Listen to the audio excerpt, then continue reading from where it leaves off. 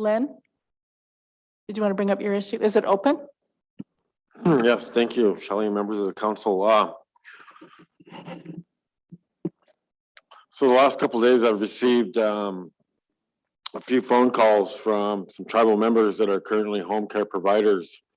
And were recently informed that as a condition of their employment, they would need to sign an agreement that would allow the elders program to require them to put a GPS app on their personal cell phones. And many of them were troubled with it, and I can understand why. I know we've had issues in the past regarding things like that, but this is a policy question that, or a policy issue that I think needs to be discussed with council first before they implement it. And for now, I would like to see this program refrain from doing this until we can get the legal department's interpretation of if there's any rights that are being violated here. You know, at least my take on it is, if we're going to do it for one program, we do it for everybody. We make everybody do it, not just single out one program, especially these folks that are providing services that are helping our elders. These are the people that our elders are most comfortable with, that they, how can I say, they feel more comfortable having these people that they're working with them in their homes, in their own homes. And they provide the necessary care for them, and for them to do this to the workers. And now some of them are just really reluctant to sign the contract and stay employed. So what does that do? That harms our elders.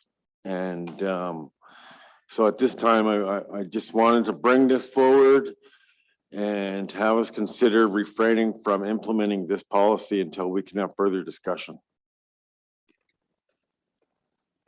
Anita? Lynn, just a quick question to clarify.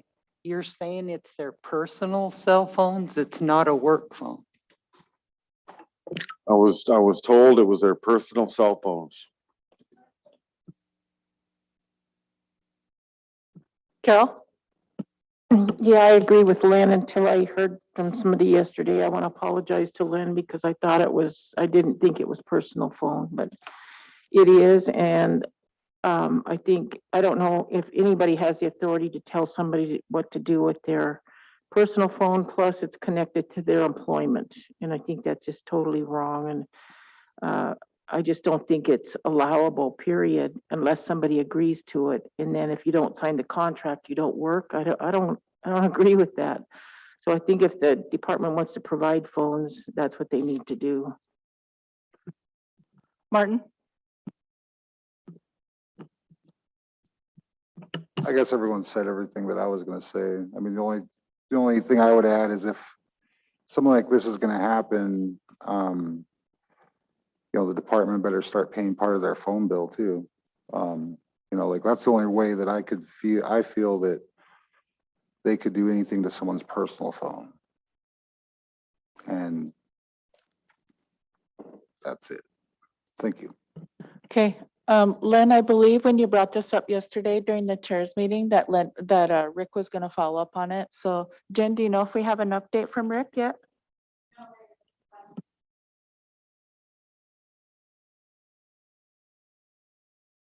Okay. All right. Well, hopefully before the end of the day, we'll get an update.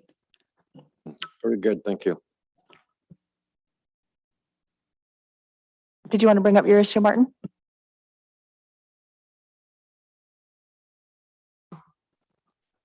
Thank you, Madam Chair.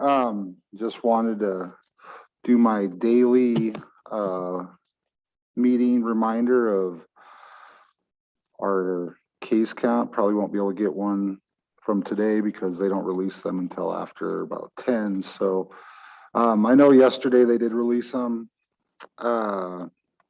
and they're just not that great. So we can do better. As of today, we are at 107 active cases.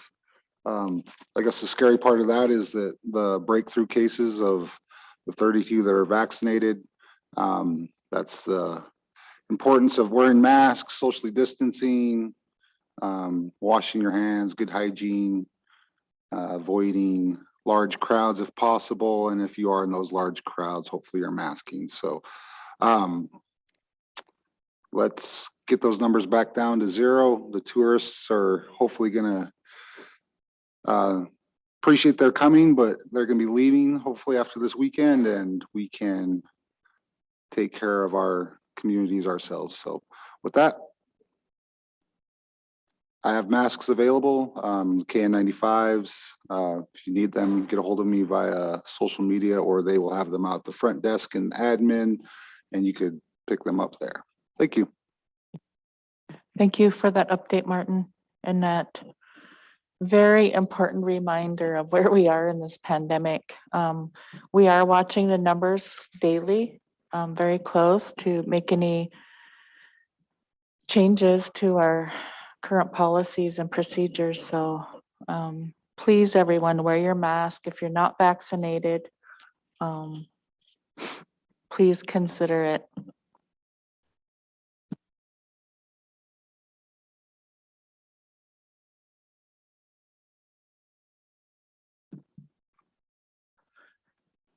Carol, your person isn't here yet. We'll just, okay, They were leaving Hot Springs at 8:30 on a bus. okay.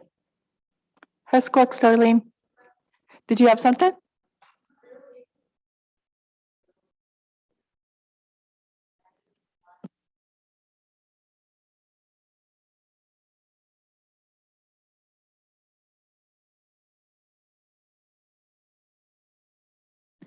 A get together with the kids where we just stand outside or stand in the gym. We get new students every day. We're almost up to 100 now, and they're just keep rolling in. Things have been going good, but wanted to invite on Monday morning, school starts at 8 o'clock. They'll check into their classes, and then we're gonna bring them all outside, and would like to just invite you guys to come and welcome them. We do a short 10, 15, however long prayer happens and talk happens is what we do every Monday morning. And then every Thursday afternoon about 3:30, we do closing. And so if you can make it then, either times. And like I said, I just happen to be over here and come in and sit down and listen. Well, you're welcome anytime. Arlene, maybe you could share with council what we discovered behind the community center in Arlee last week.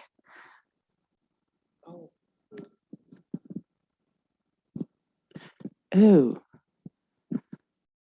who actually, my niece Shanae, we had a funeral down or a wake at the center in Arlee. My niece Shanae has little kids, went outside to sit in the yard with them, and behind the trash cans, there's a little yard with a tree in it, and found a used needle syringe, still with stuff in it, and put it in a jar. I don't know if you took pictures. I didn't take pictures, but people seen it. Well, then when we were leaving, cleaning up the place to leave, we found more needles around the side of the building and behind that trash can. At Two Eagle, we find, I was gonna go clean up the forested area because kids are back and it's just a trash mess back there. Same thing, we were told not to touch anything because of the needles and the meth bags and all of the paraphernalia left behind. So I've talked to Mary Rose and their crews cleaning it up. And I don't know and I did talk to her about Arlie too. She would go and check that out. So I find them all the time up Valley Creek Road too, up at Valley Creek Camp. It's awful. So I'm wondering if our cameras at the Early Community Center would show anything. I'm not sure where all the cameras are, but I was wondering, is that something you can follow up on, Jen, with Rick and John Nice? Because I know we do have security cameras there. So, all right, thank you. Thumb up, Charlene.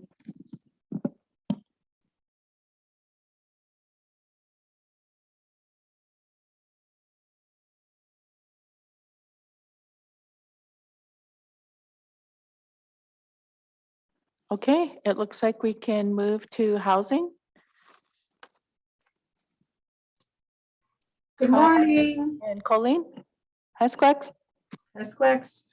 I have Kyle Hendricks here today. He is, part of his job is for development coordinator. And so he's going to be helping with these grant applications. And then Colleen Tennis. And Colleen is the new housing resource manager. And so this would be under her department. And so I wanted to introduce you guys to them. And then the resolution that we are requesting approval for would allow us to apply for Indian Community Development Block Grant funding for ARPA funding. And we would be building new small homes or duplexes at Maggie Ashley Trailer Park. So we would be repurposing those empty lots into more rental units. And it would be to reduce homelessness and overcrowding. And these funds are guaranteed to us if we apply by Friday. And it's a total of 1.75 million.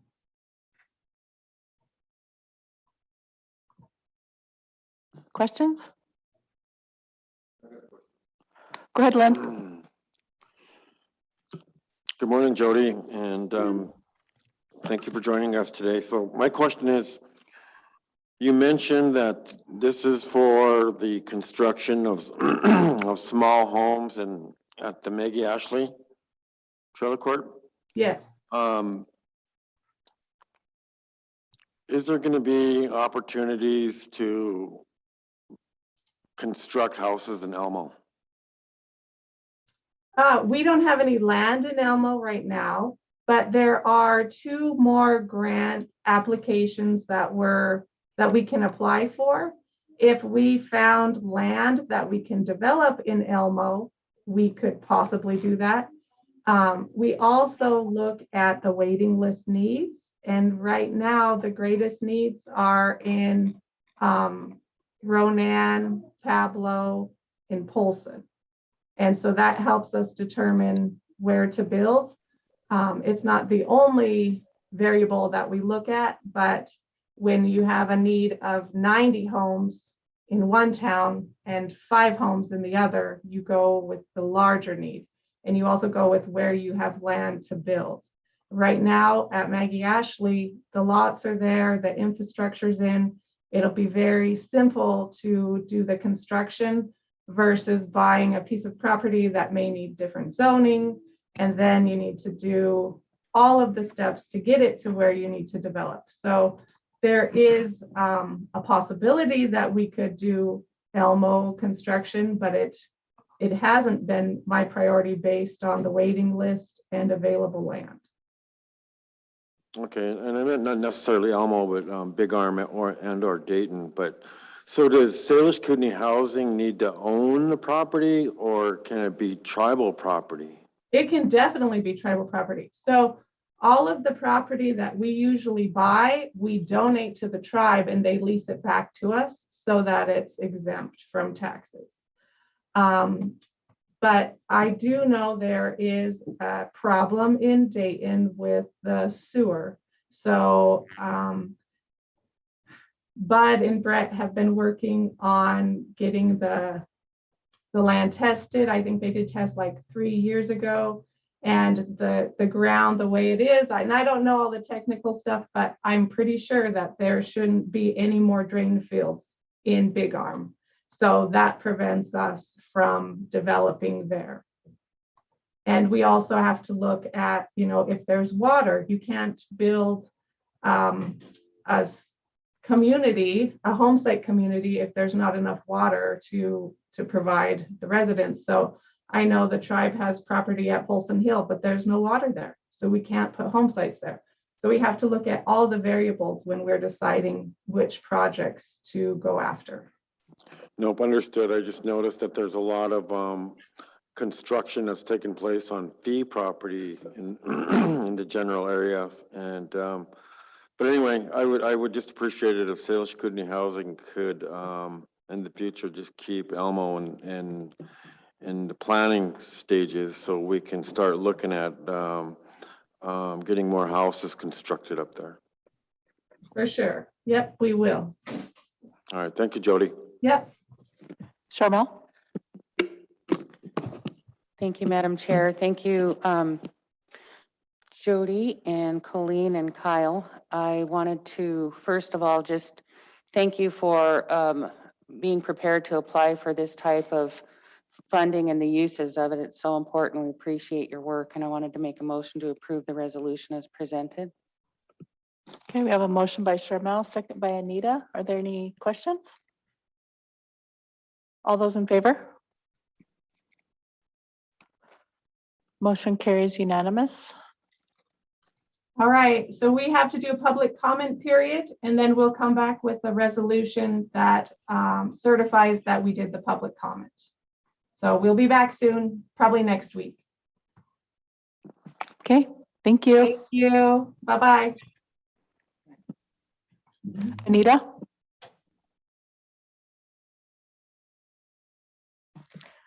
Abby, did you note that Carol was out of the room? Okay, thanks.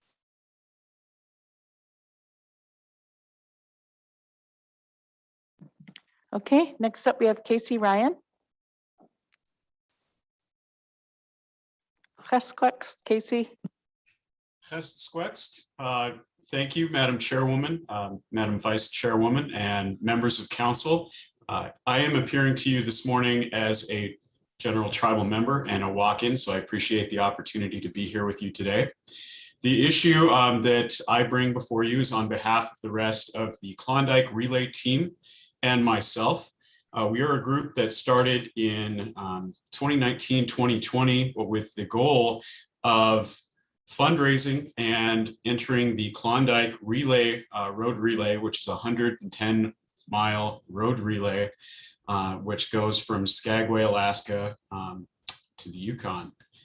And in doing so, our group decided that we wanted to fundraise and challenge ourselves to complete this task, and also find opportunities to present to the community, to encourage them to live in a good way, and to bring that message along. And also to find opportunities to hold community events where we can sort of share that message about living in a good way with other people. So one of the fundraising opportunities that we had talked about was the opportunity to hold a local run. We deemed it the Big River Run. We had initially brought this to council in early 2020, in February of 2020. But the world sort of turned upside down, and we decided to defer that race. We came before council in May of 2020 to back that off to October of that year. You know, due to COVID at the time and not really understanding COVID protocols and how to work the event, we decided to defer it once more. So we now, knowing a little bit more about how to successfully manage these events, how to successfully manage mitigation protocols, etc., we decided that this would be a good opportunity to try to pick this idea up once again and try to host the Big River Run this year on October 16 of 2021. We would like to give ourselves a little bit of time to do things like fundraising, sign up, logistics. We've been in coordination very closely with the Tribal Lands Department, Conservation Program, and I think we're all on the same page in a good way of how to do this in a way that makes sense. So with that, of course, we'll follow all COVID-19 protocols that are in place at the time of the event, and we've been doing some research into other running organizations who have successfully held events amidst the challenging period of time that we're in. So That'll include things like social distancing, hand washing stations or sanitization stations, staggered start times if need be, and anything that we need to do to keep the general public safe. So with that, I would respectfully request on behalf of our group the approval of a free group use permit to conduct that Big River Run on October 16, 2021. And I would be happy to answer any questions the council may have at this time. Motion by Ellie to approve the free group use permit, second by Martin. Are there any questions? Charmel? Thank you, Madam Chair. Hi, Casey. Thank you for bringing this forward. This is really cool. I just am curious. It says that there'll be 10 runners participating. About how many in total would be included in the group permit? Thank you, Councilwoman Gillen. So this permit, we hope to make this an annual event if possible. We hope to open this up to the public, to the tribal membership and local residents as well. And so being the first year, we don't know precisely how many people to expect. We've sort of anticipated around 50 as a placeholder number. If the event gets a little bit bigger than that, then I suppose that would be a win. But I think at this time, our internal estimates have been about 50 runners. Thank you very much. Thank you. Okay, any other questions? All those in favor? Okay, motion carries unanimous. And congratulations for hosting this event and being, gosh, 100 miles, that's crazy. I struggle to walk a couple miles a day, much less run. So congratulations on your healthy lifestyle. Appreciate that. Yeah, thank you very much. And yeah, we will open online registration for this event soon, and would love to see some council members there. That would be a ton of fun. This one's going to be 4 miles, so Okay, maybe we'll see. maybe I can handle that. Thank you so much. Thank you. I'll have a good day.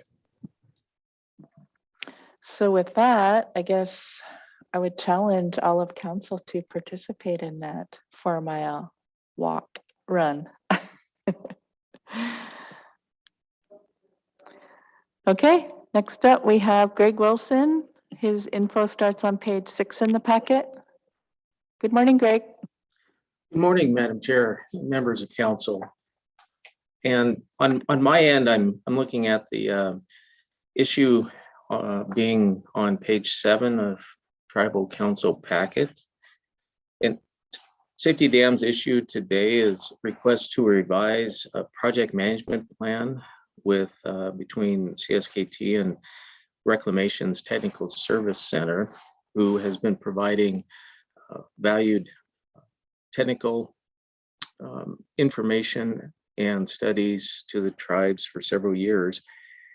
This particular request is to extend the completion date for a study at Mission Dam. And this is for Mission Dam feasibility study, project management plan number 11, change order 2. And this is a request to extend the completion date to March 31st of 2022 to accommodate Reclamation's resource schedule to do some further analysis on the dam's foundation as it relates to earthquake studies. And this time extension to March 31st, 2021 is within the time frame of Reclamation's agreement that ends December 31st, 2024. So we're within the time frame of the agreement to make this request to modify the time extension for this particular study. Okay. Are there any questions for Greg? Anita? So Greg, thank you for bringing this forward. I do have a question. This doesn't change the amount, it's just extends the date. Is that correct? That is correct, Madam Vice Chair. Okay, and my other question is, when is Crow Dam going to be completed? As it relates to the spillway under construction, right now our forecast is sometime in November, maybe a little longer. The contractor is progressing, but it's been a little slower than anticipated. And with the stage 2 fire restrictions, that had slowed progress down a bit. We're currently working with the contractor on the time frame for the additional, what we expect to be additional days added to the contract for this work. Right now, the contract had been anticipated to be complete about mid-October, but with this stage 2 fire restriction element being added, we expect a little bit more time added to the contract, but right now their progress has still been slower than expected. So we anticipate that the contractor may actually work past the revised contract end date. And again, we're expecting the work to potentially be complete late November, maybe into December. It's our best estimate at the moment. Thank you. Okay, with that, I would entertain a motion to approve the change order 2. Motion by Charmel to approve change order 2 to the project management plan 11 to extend the completion date to March 31st, 2022. Second by Anita. Any other questions? All those in favor?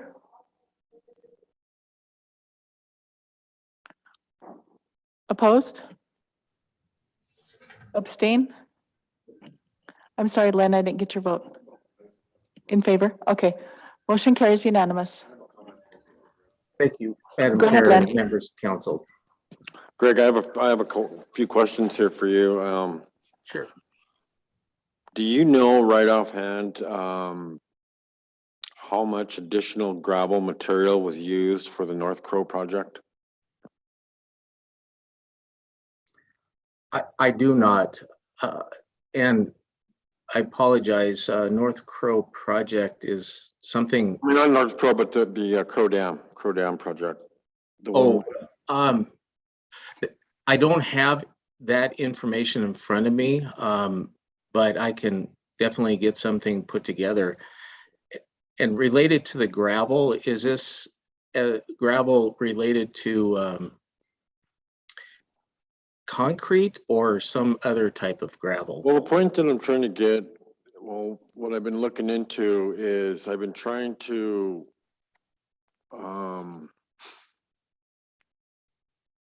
get a few other tribal pits open. So when we have projects such as these, that we're using our own gravel sources for these projects. So I Understood. was just kind of curious to know how much gravel resources were purchased outside of, or off the reservation. But if you don't have that right now, I understand. But anyway, I just wanted to bring that up to council because I've asked on a few different occasions to have gravel pits ready because we're going to have some huge projects coming up in addition to our irrigation project. I know we're going to have a couple highway projects going up.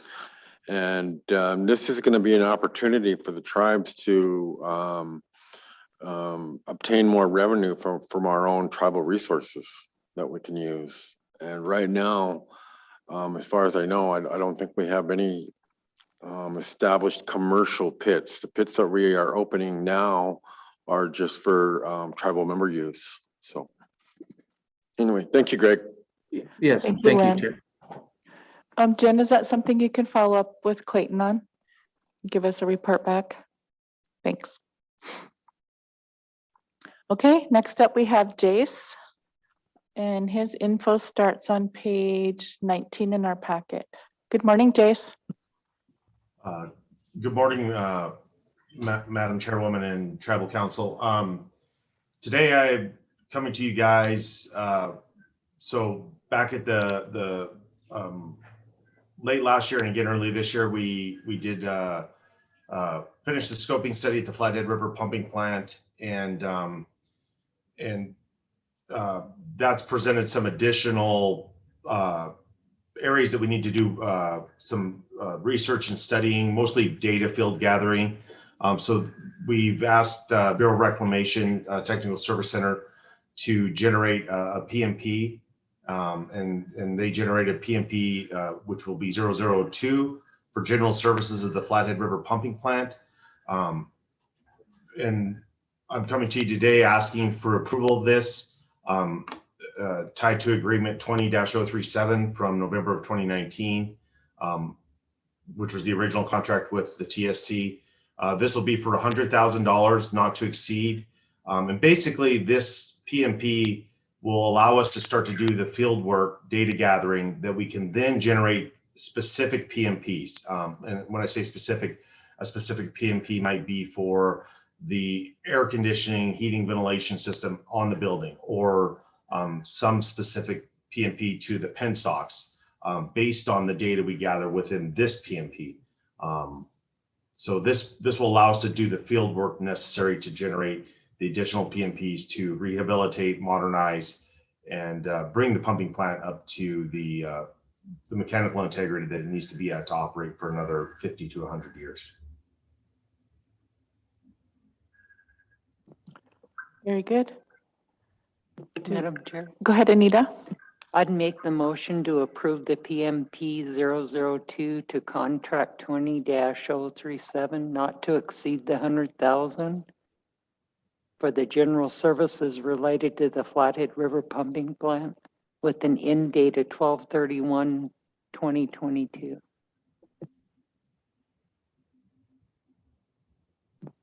Okay. Is that the right end date, Jace? That is correct. We are, Okay. everything is coinciding with that end date of Okay, 12/31. motion by Anita, second by Martin. Questions? If not, all those in favor?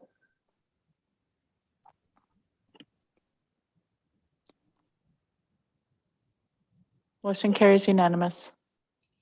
Thank you, Thank you, Jace. Madam. Thank you, Have a Madam good day. Chairwoman and Tribal Council. Appreciate your guys' time today.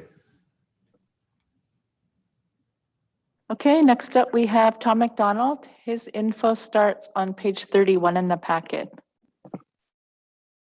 Gesquex, Tom. Hisquex Pesia. Madam Chair, it's a housekeeping item for Tribal Council. In our annual 44D regulations for tribal members, we set a Yellowstone bison hunt and promulgate the regulations. But within that regulation contains annual special regulations that may be approved by Tribal Council each year, given the sensitivity of the hunt and the ever-changing landscape out there. It's been prudent to do that. So that's what this is today.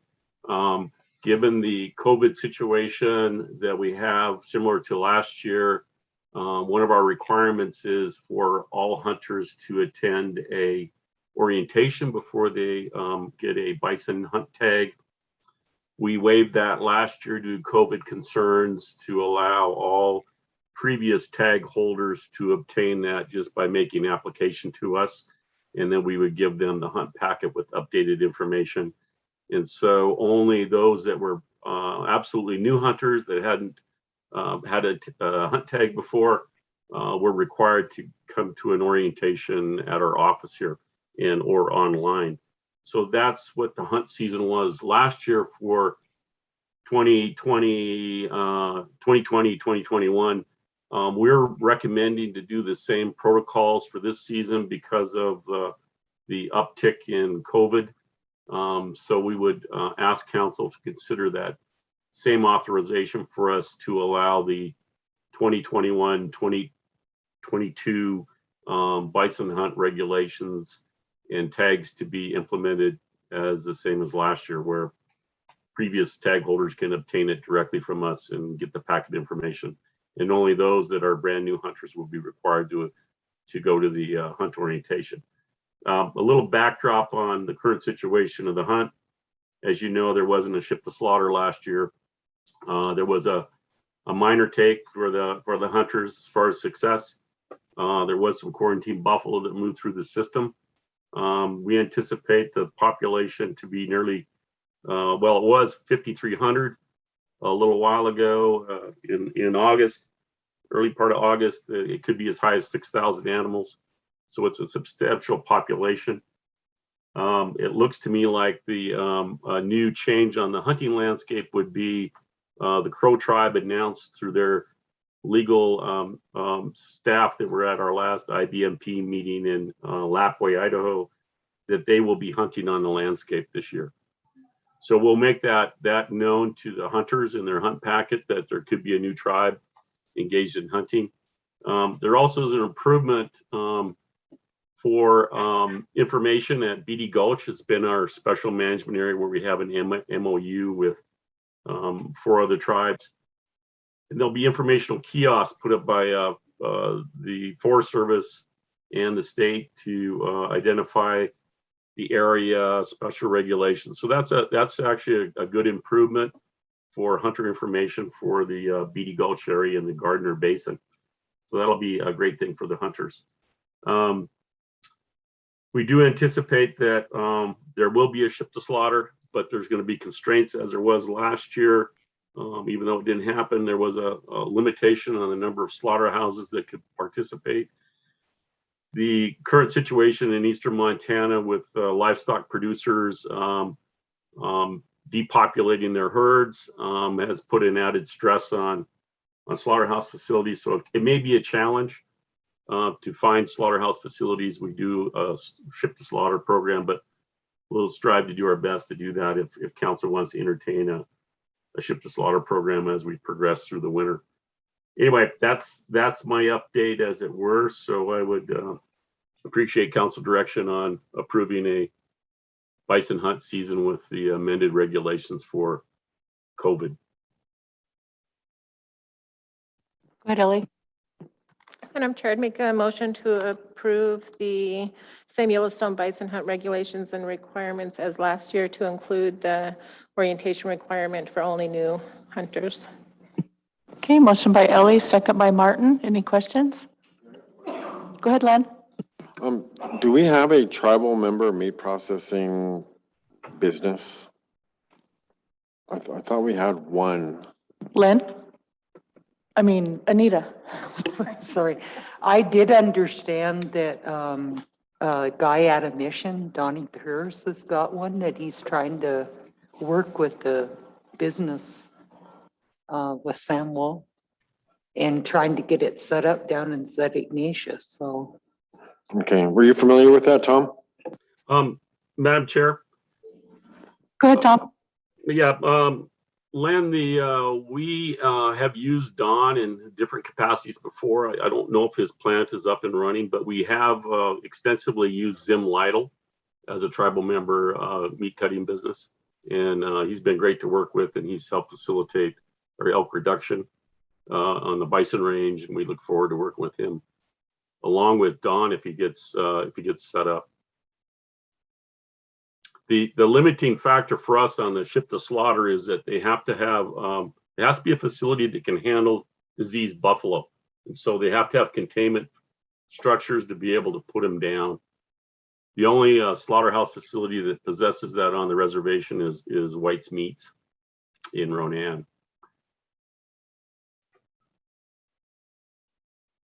And I believe there's something underway with either MSU Extension Office or Mission Mountain Enterprise to do a mobile meat slaughtering, maybe with Janet as well. So yes, Madam Chair, that's an important item. We did work with Janet, and what that would provide us is the ability to put buffalo down right at the Stevens Creek Trap in Gardner, Montana.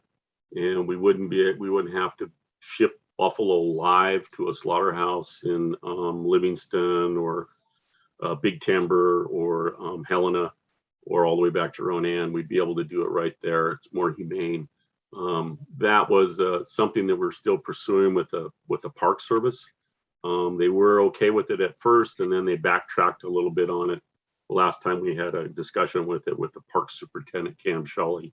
So we would like to still pursue that. It actually makes a great sense for us if we could do that. So that particular grant program that Janet Campbell's working on would be a great tool for us to have, not only for the Yellowstone program, but also for the bison range or the Salish range for elk reduction here on the reservation, and our own buffalo reduction on the bison range. Okay, thank you for that, Tom. Okay, so we have a motion and a second. All those in favor? Motion carries unanimous. Thank you, Tom. Thank you. And thank you for your attendance at our lead district meeting last night.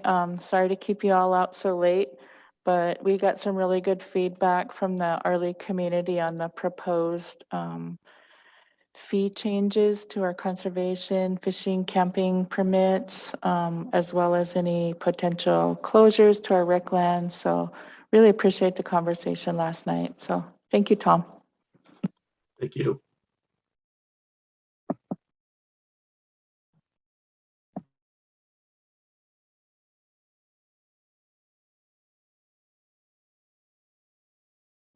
Okay, we'll take a break before our legal presentation, which is scheduled for 10:20. So we'll take a break.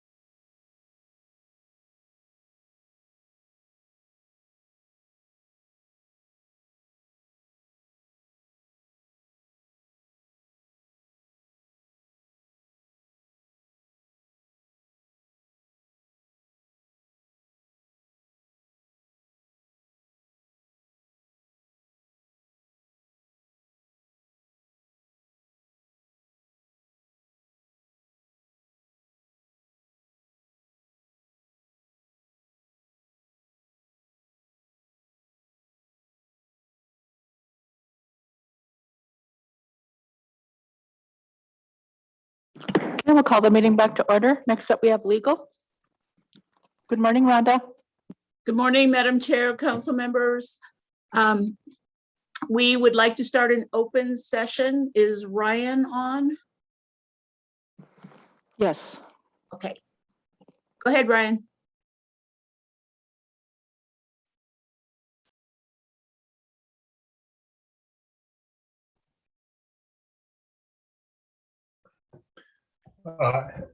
Morning, everyone. Rhonda, I actually have 3 things for executive session 2. Did you want to do those first or the open session 1?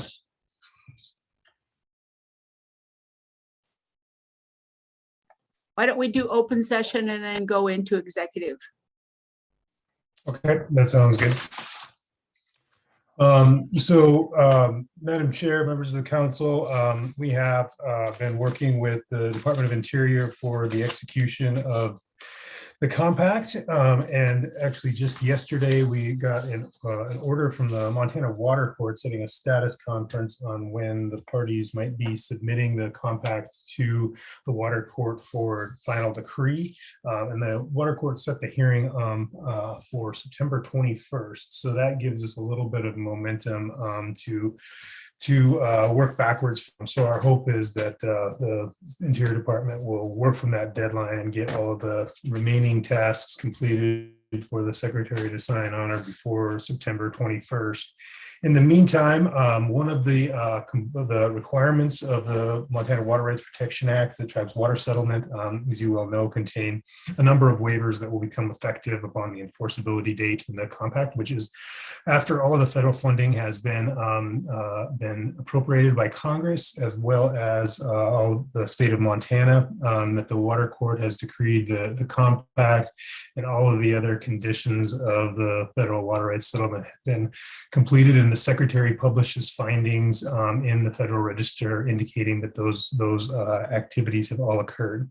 And so one of the standard requirements for water settlements is that the Secretary gathers all the documents that will be necessary to become effective, so that they're all in a file and ready to go once they're completed. So these documents that are in front of you right now are the waivers that are set forth in the federal water settlement. And they are taken essentially verbatim out of the language in the act.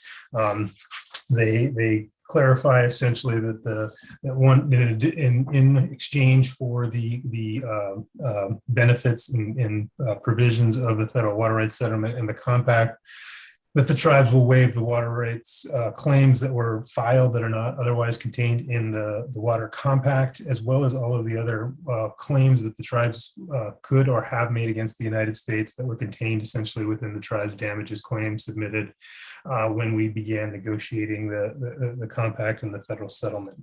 One of the things that we were specific to ask for and were successful in having included in these is to make clear that the tribes are submitting these waivers and that they're only effective. And if you scroll to the next page on page 3, you'll see a provision that says they only become effective so long as the settlement legislation on the very bottom right there, number 4, waiver and release of claim shall take effect on the enforceability date, meaning after all of the conditions of the water rights settlement legislation have been passed, and that no provisions of the act, the Water Settlement Act, Montana Water Rights Protection Act, are amended or repealed without the tribe's consent as authorized by a duly authorized tribal resolution. So we made sure that if Congress decides to try to change the act at some point in the future, the tribes retain the right to pursue any and all claims associated with the tribe's water or water rights.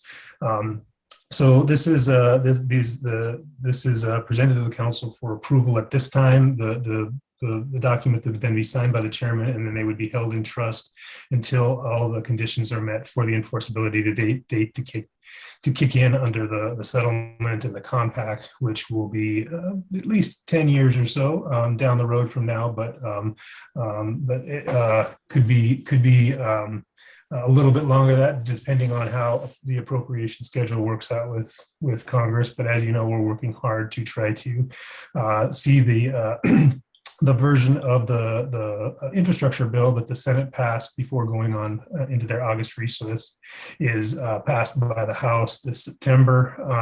And the resolution that was passed by the House just a few weeks ago, indicating their outline moving forward, paves the way for a vote in the House on the Senate's infrastructure package.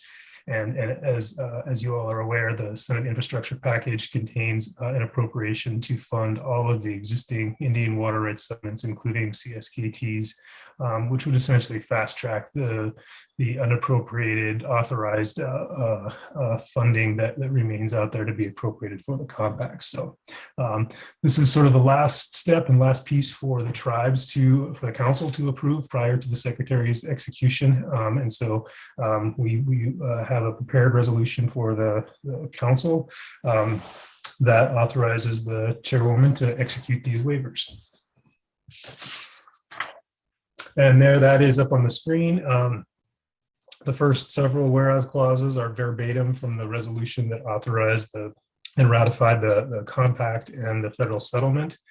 And then as we get down into the bottom half of the first page, it recognizes that that by resolution 21-023, the council approved and ratified the compact and the water settlement on December 29, 2020. And this is one of the condition precedents for secretarial execution of the compact. So we leave this here for your consideration. And if it is approved, we will transmit this to the Secretary of Interior and look forward to her execution on or before September 21st.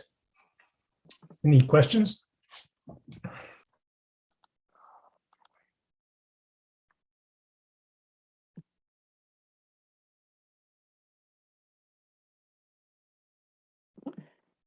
Any questions for Ryan? Madam Chair, I'd make the motion to approve the resolution. Okay, motion by Martin. Second by Anita. All those in favor?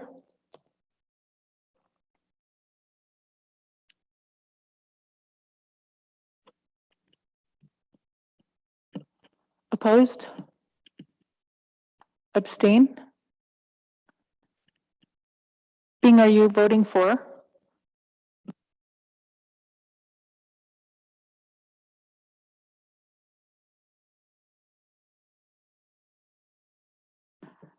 Madam Chair, I was voting for it. I was a little bit slow. Okay, motion carries unanimous. Thank you, Ryan.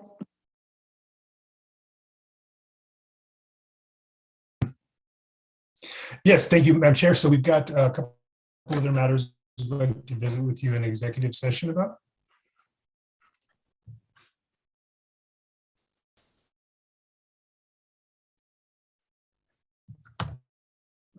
Okay, we'll go out of regular into executive.